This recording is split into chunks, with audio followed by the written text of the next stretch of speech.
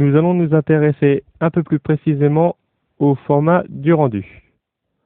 Donc, ce format du rendu va se trouver au niveau de l'onglet Output. Dans cet onglet Output, on va trouver tout d'abord le chemin de sortie de l'animation ou du rendu. Donc ici, c'est temporaire.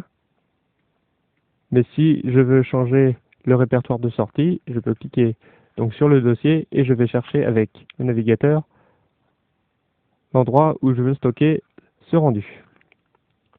Ce ou ces rendus d'ailleurs, puisque par exemple, si on fait un rendu d'animation en ayant choisi un format d'image PNG, eh bien, les images vont être numérotées par le nom de la frame dans le dossier courant.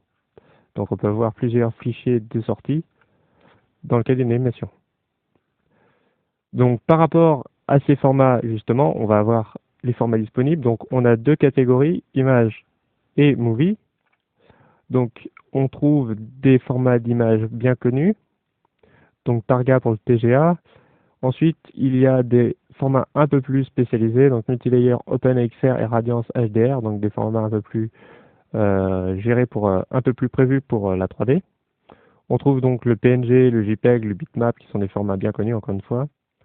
On a ici donc dans Movie, alors avis codec, normalement ça vous fait ouvrir une fenêtre pour choisir les codecs Windows à utiliser.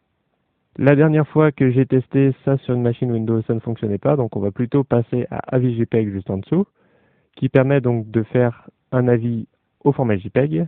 On a ici A0, qui permet d'avoir un avis brut sans aucune compression. On trouve aussi le codec H264, MPEG, Ogtheora et Xvid, donc ils sont différents codecs vidéo qu'on peut choisir. Donc on a les options de colorimétrie, donc noir et blanc, rouge vert bleu ou rouge vert bleu plus alpha. On a ici le taux de compression du fichier, donc comme nous sommes en PNG, il s'agit de compression. On ne perd pas de qualité. Si par exemple je change en JPEG, vous voyez qu'on parle directement de qualité, puisque le JPEG est destructif.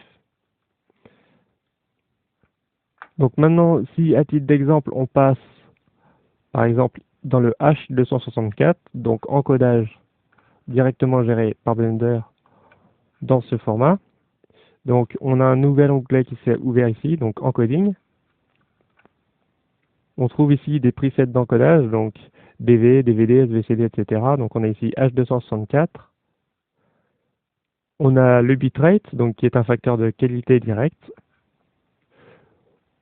On a aussi audio codec ici. Donc si on a un fichier audio qui a été monté en même temps, on peut par exemple le convertir en MP3. Et donc on a ici la qualité du MP3. Et donc si à partir de là on calcule le rendu, eh bien il sera automatiquement encodé dans ces formats.